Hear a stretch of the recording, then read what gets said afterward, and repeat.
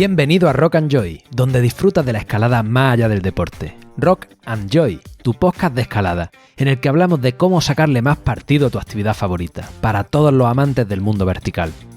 Este podcast forma parte de un proyecto mucho más grande, rockandjoy.com, en el que puedes encontrar formaciones de escalada, guiajes, entrenamientos, coaching mental y mucho más. rockandjoy.com. Todos los viernes, desde primera hora, contigo Miguel Sancho.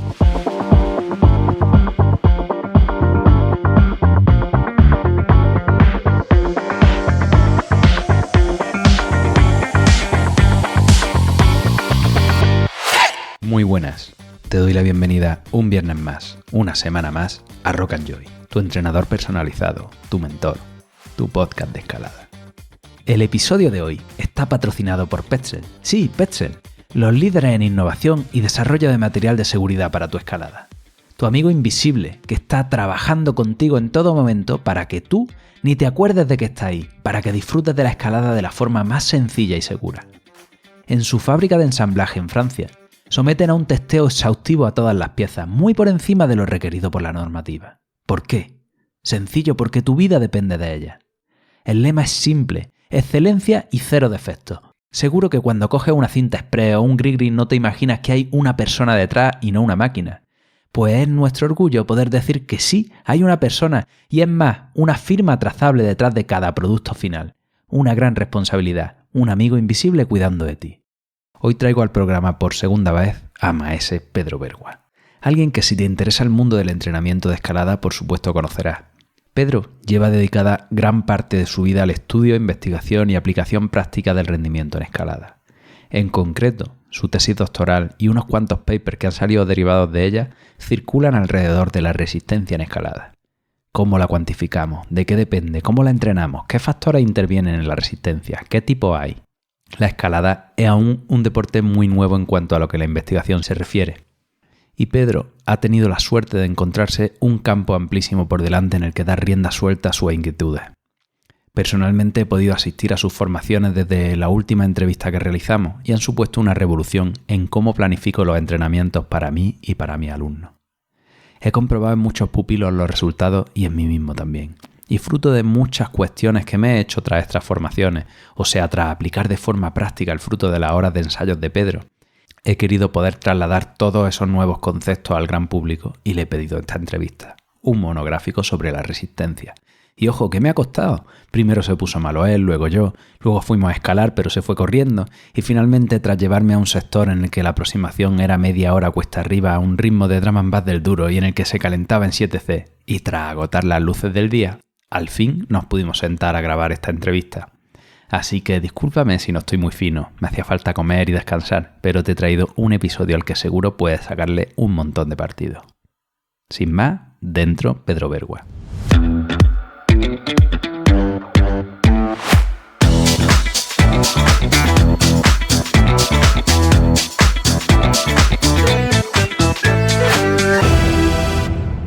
¿Tú te imaginas que hace 15 años, 2005, estás aquí en tu furgoneta y alguien te dice que hay una forma de medir la resistencia de los escaladores y que no estamos hablando de cosas locas, ¿no? No estamos hablando tampoco de conceptos derivados del atletismo, sino que, bueno, de una forma sencilla, pues puedes medir cómo vamos en un deporte en el que hay tanta relación con la resistencia? Pues si alguien me lo cuenta, diría, ¿cómo haces eso? Explícamelo, por favor, que tengo muchas dudas. Bueno, pues eso ha tardado más en llegar, ¿no?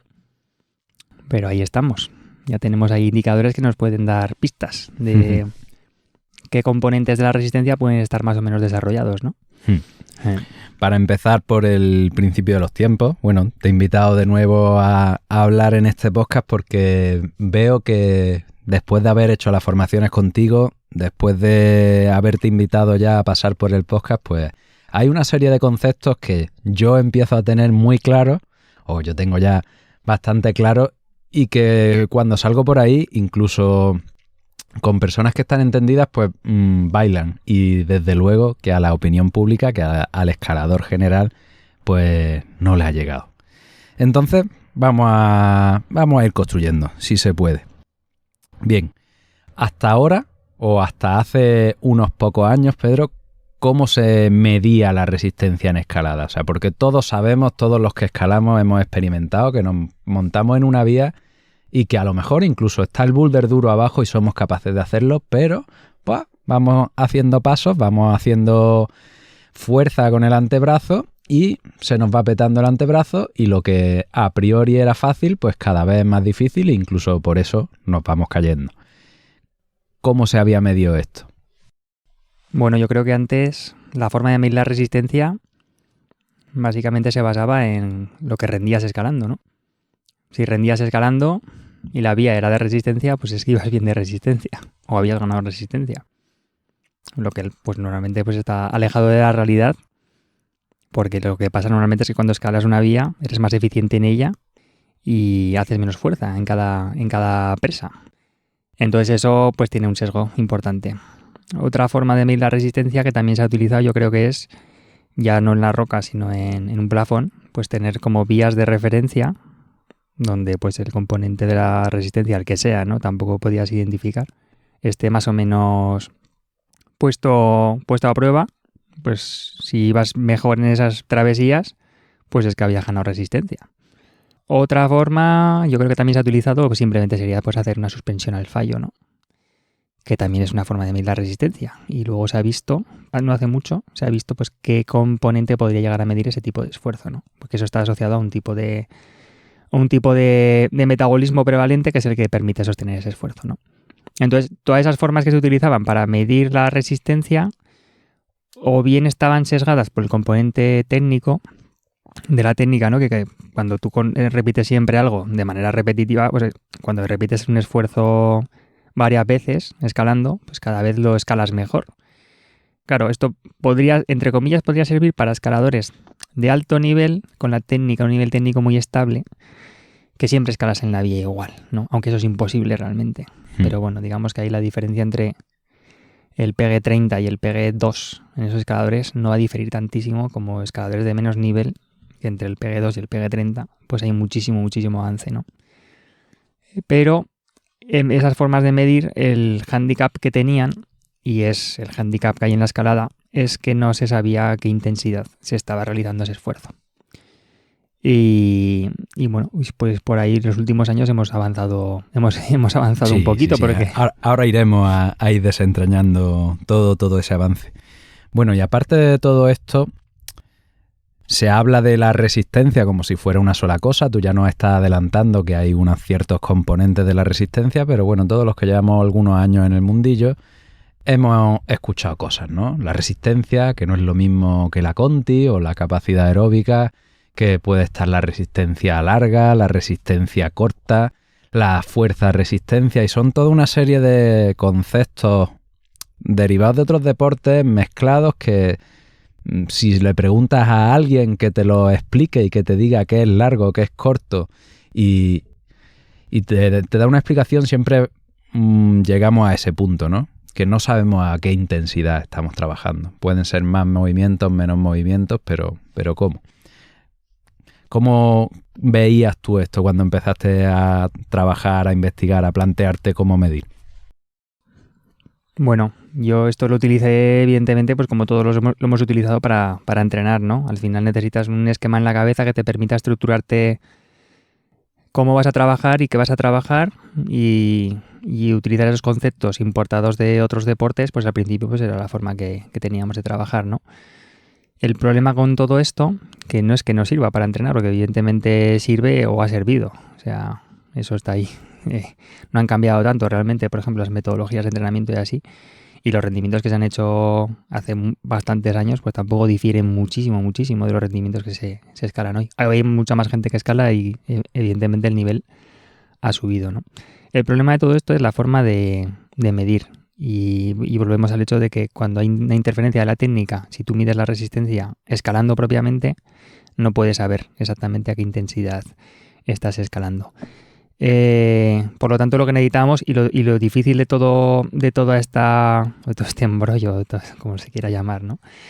De esta variable, ¿no? Que ha sido la más difícil de medir o de controlar, entre comillas, hasta ahora, era que no se sabía, de hecho, a qué intensidad medir, porque hay formas de controlar la intensidad haciendo un esfuerzo dirigido, o sea, haciendo suspensiones, aislando todo lo que es el componente técnico de la escalada y midiendo solo de manera analítica o a nivel local, ¿no? Es decir, a nivel del antebrazo, de cuánta fuerza ejerces con tus dedos en una presa concreta. Entonces, como eso lo podemos saber cuál es el 100% de la fuerza que podemos ejercer en una presa concreta, pues a partir de ahí podemos decir, pues bueno, pues podemos trabajar a un porcentaje de ese 100% que es conocido en un gesto en el que va a estar controlado ese porcentaje, ¿no? Bueno, eso ya sería un avance porque yo durante mucho tiempo me han dicho, oye, vamos a medir la resistencia, venga, haz suspensiones con tu peso corporal, el que sea, en un canto que yo te voy a decir cuál es, el que sea,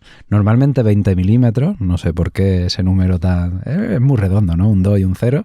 Hazte suspensiones y 7-3, ¿no? ¿Por qué 7-3? Porque, joder, si lo sumas son 10 y es fácil para entendernos, pero realmente es una arbitrariedad muy grande y ese canto de 20 milímetros, pues joder, para mí puede ser buenísimo, puede ser que ni me pueda suspender con mi peso corporal porque yo sea un principiante, o que yo sea élite y que a lo mejor ese test 7-3 que me estás pidiendo en ese canto, pues yo directamente te lo voy a hacer mal porque me aburro. Llega un momento en el que ni le presto atención, ¿no?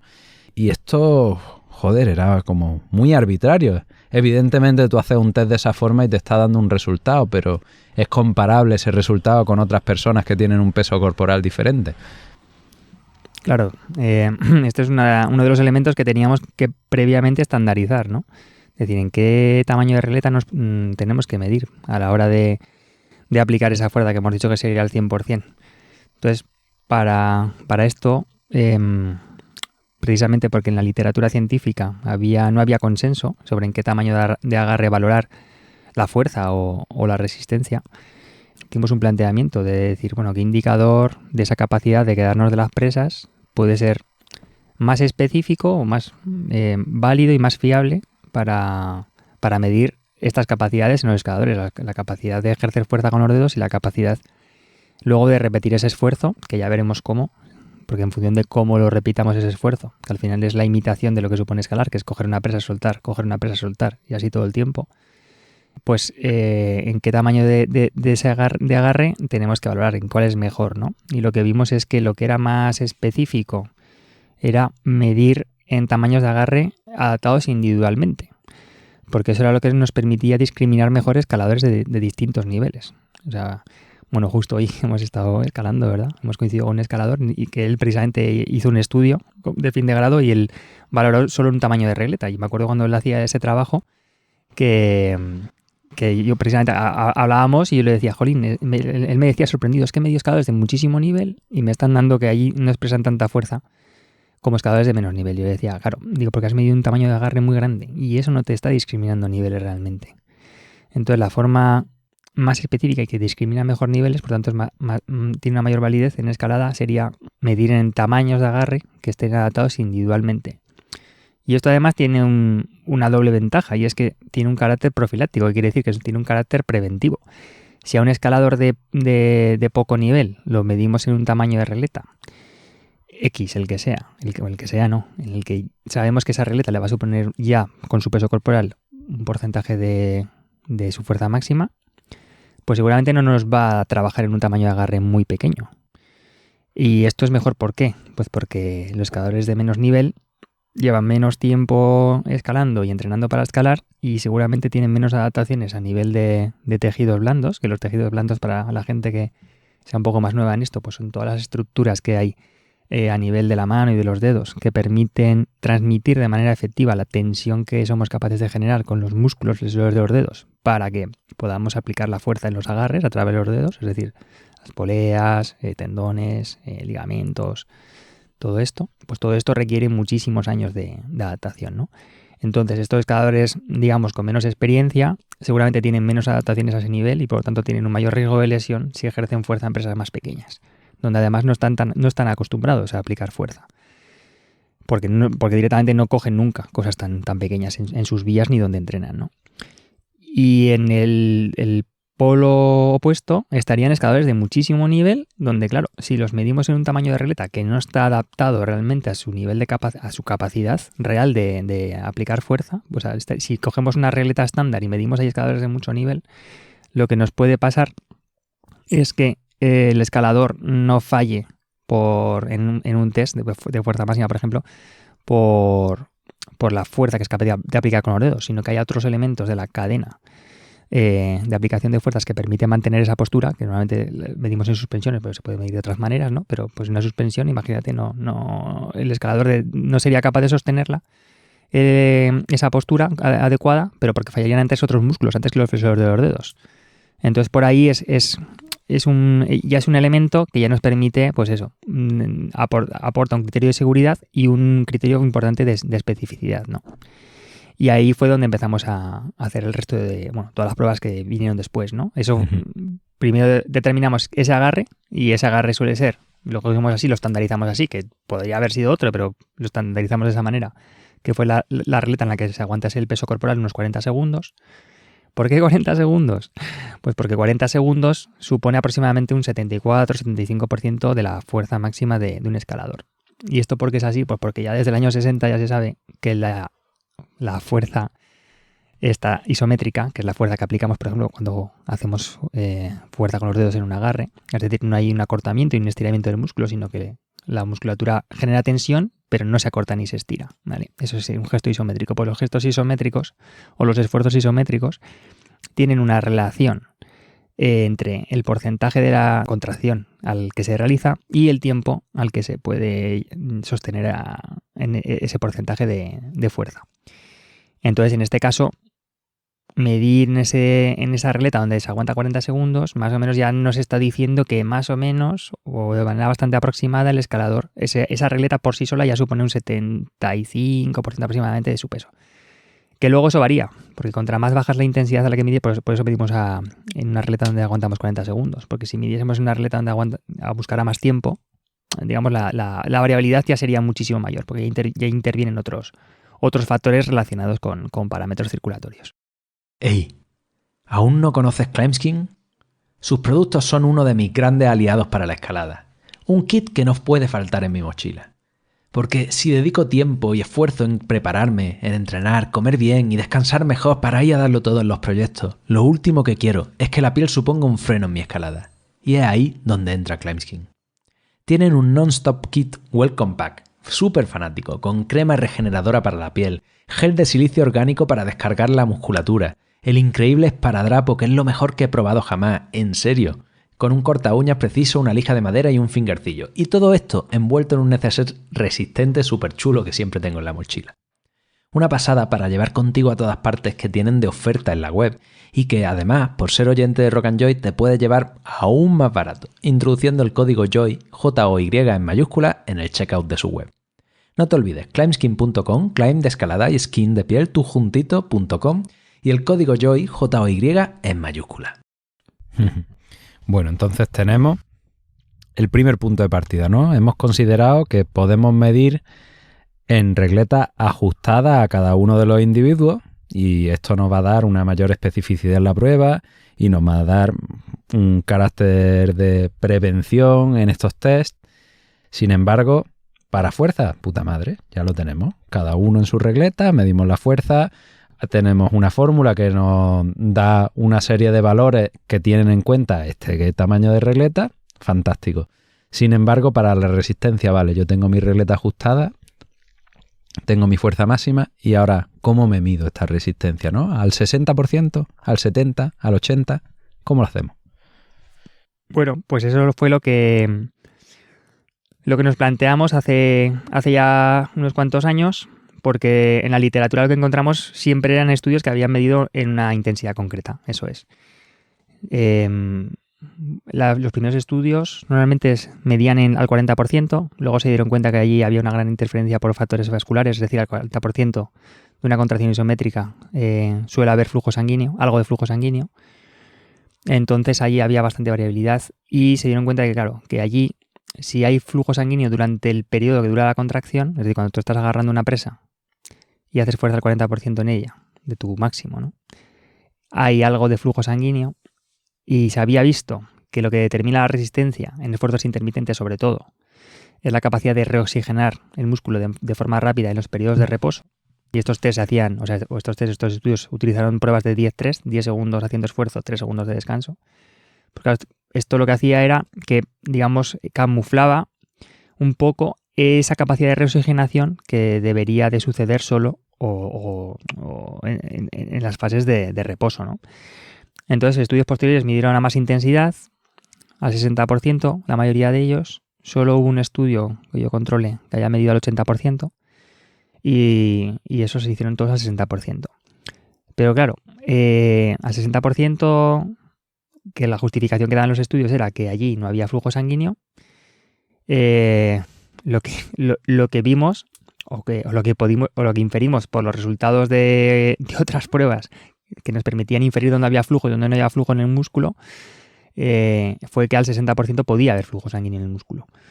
Entonces, claro, aunque midiésemos al 60%, habría escaladores que no tendrían flujo sanguíneo durante la prueba, mientras durase en la fase de contracción, pero otros escaladores sí.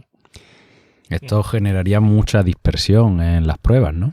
Bueno, aparte de dispersión, simplemente es que no estarías midiendo a todos de la misma manera, porque al final si lo que estás buscando es hacer un test donde lo que va a discriminar el rendimiento en el test y el nivel, digamos, o la marca que va a alcanzar cada sujeto, es lo que es capaz de reoxigenar el músculo en la fase de descanso de entre contracciones cada escalador, ¿no? Durante la prueba.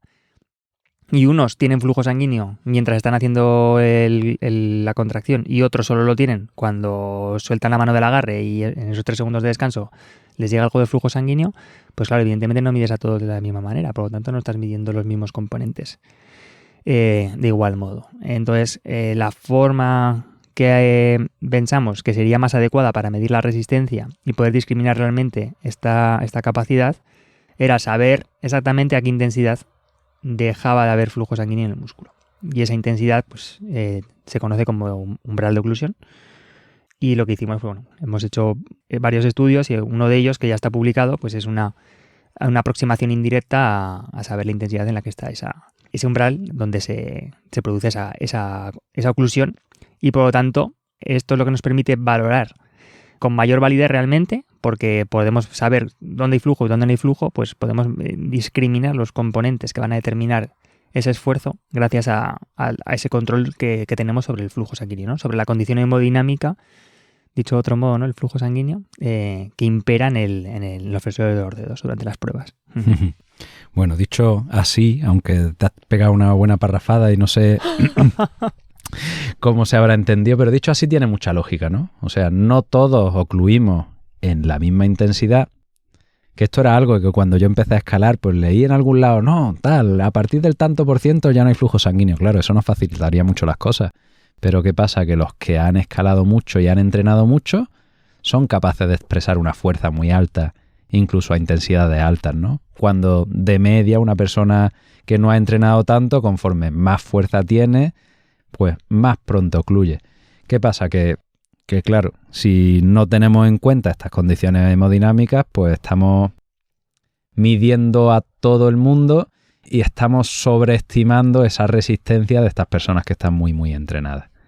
Entonces, claro, ahí es donde digo la palabra dispersión. Claro, a lo mejor no hay dispersión, pero en realidad te saldrían unos resultados que no reflejan la realidad de lo que queremos medir. Bueno, es que realmente lo que pasaría es que no mides lo que quieres medir, ¿no? Por eso ahí estaría esa dispersión, porque estás midiendo otra cosa, realmente. No lo que determina realmente esa capacidad de resistencia, que luego ya veremos eso, ¿no? Qué componente, en función de cómo se hace esa prueba, vamos a ver que podemos dirigirla hacia un componente prevalente, hacia un metabolismo prevalente que permite sostener ese esfuerzo, o hacia otro, ¿no? Hacia uno más relacionado con la presencia de oxígeno en el músculo, o otro relacionado con su ausencia, ¿no? Vale, pues entonces por recapitular, para poder comparar y medir entre unos escaladores y otros, pues lo que sería lógico hacer sería buscar una regleta que sea adecuada para nosotros y saber en qué porcentaje de intensidad nuestro antebrazo ocluye. Y entonces poder asegurarnos de que tenemos el antebrazo totalmente ocluido y que estamos midiendo simplemente la reoxigenación en los periodos de reposo. Bueno, ahí hay un matiz, y es que el antebrazo no está totalmente ocluido realmente. Lo que está ocluido son los músculos activos, en este caso los flexores de los dedos, y en este caso, sobre todo, el flexor común profundo, que es el flexor fundamental, o el que se ha visto que es más determinante del rendimiento, porque es el que está implicado fundamentalmente en la flexión de la primera falange y el que nos permite sostenernos de las presas más pequeñas, ¿no? Entonces, en este caso, lo que está ocluido realmente es ese músculo, no el antebrazo en conjunto. Si no, pues podríamos generar una embolia o algo, ¿no? Si no nos llegase sangre al antebrazo ni a las manos, eso es. Pero el músculo ese, en principio, midiendo, o sea, hay formas de medir en qué intensidad no llega sangre a ese músculo. Sí, eso es.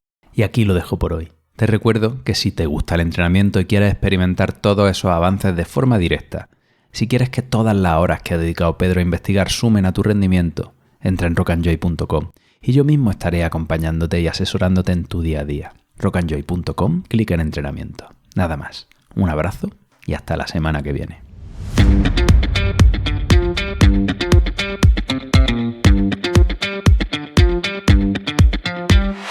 ¿Te ha gustado este episodio? Puedes escuchar muchos más capítulos exclusivos en Rock and Joy Origen, el podcast privado en el que cada martes te traigo una nueva herramienta, un nuevo aprendizaje directo a tu móvil, además de los episodios de Rock and Joy por adelantado. Puedes entrar por menos de lo que te cuesta la tapa de Después de Escalar en origen.rockandjoy.com, origen.rockandjoy.com. Para terminar, ya lo sabes, escala, explora, disfruta, atrévete, diviértete y no la pierdas.